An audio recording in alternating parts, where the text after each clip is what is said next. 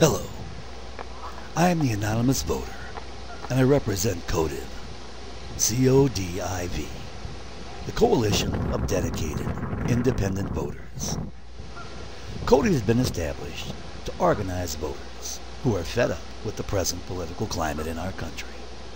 And our goal, with your help, is to become a permanent fixture in the American political process. The scene behind me, the American flag, a cannon, and a plaque, dedicated to men and women who died serving their country, can be found in any number of small towns throughout our nation. No matter which side of the fence you might find yourself on personally concerning the wars or conflicts that our nation's been involved in, I would hope that you can accept that this area is not a comment on or a glorification of war. It's a memorial to service and sacrifice for America.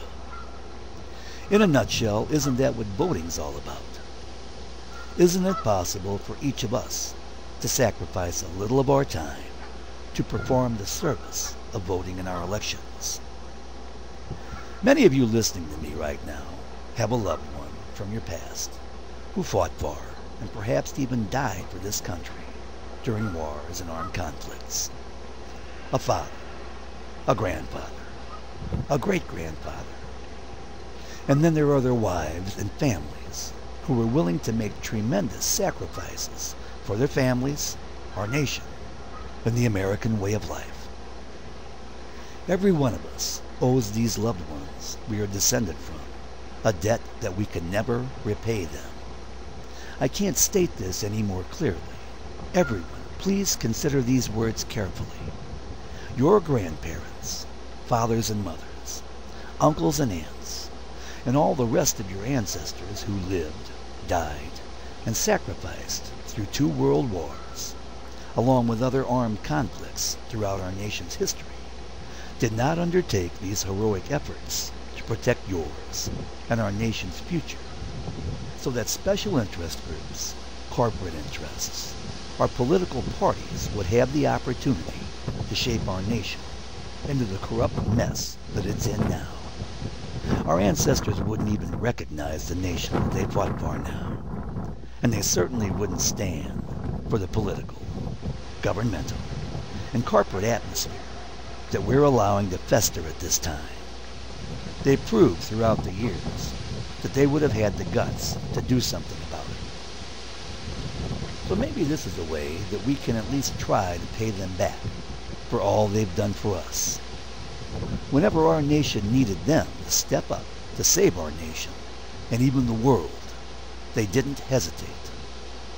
Perhaps this is what our present and upcoming generations are called to do for our nation.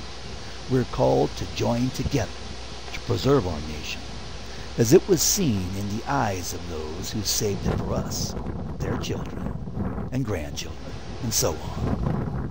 Can't we all afford the time to register to vote, and then demand trust, honesty, and integrity from our political parties and politicians, and then be absolutely sure to take the time to vote for only those candidates who are willing to adhere to those principles completely?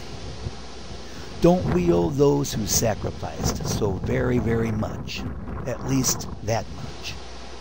There's no better tribute to those who sacrificed so much for this nation than to use your voting power to protect the nation that they sacrificed so much for. Our ancestors fought and died for this nation and its citizens, not for political parties. But even with that being so, there was a time that parents might have been proud to pass down their political party affiliation to their children.